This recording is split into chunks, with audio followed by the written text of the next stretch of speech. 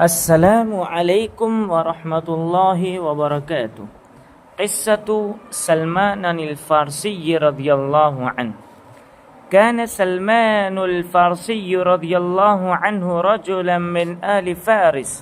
Nasha'a fi qaryatin saghirah wa kana abuhu majusiyan yuhibbuhu hubban shadida.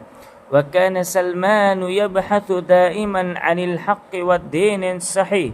وفي يوم من الأيام مر بكنيسة للنصارى فسمع أصواتهم في الصلاة فأعجب بما رأى وقال في نفسه هذا خير من دين أبي. فلما علم أبوه غضب عليه وحبسه في بيته ولكن سلمان حرب وخرج في طلب الحق. سافر مع جماعة من النصارى وتنقل بين العلماء والرهبان وكان كلما مات واحد منهم أوصى به إلى آخر حتى قال له آخرهم قد أضل زمان نبي يبعث بدين إبراهيم يخرج في أرض العرب يأكل الهدية ولا يأكل الصدقة وبين كتفيه خاتم النبوة. فخرج سلمان يبحث عن تلك الأرض حتى باعه تجار وجعلوه عبدا عند يهودي في المدينة.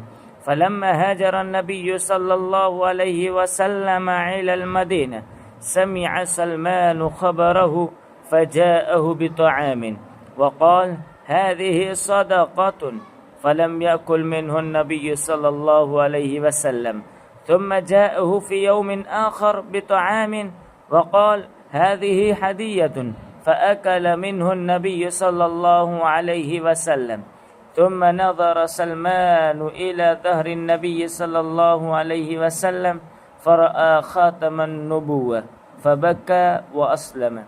أصبح سلمان من خيار الصحابة وشارك في الغزوات وهو الذي أشار على النبي صلى الله عليه وسلم يوم الأحزاب بحفر الخندق. السلام عليكم ورحمة الله وبركاته.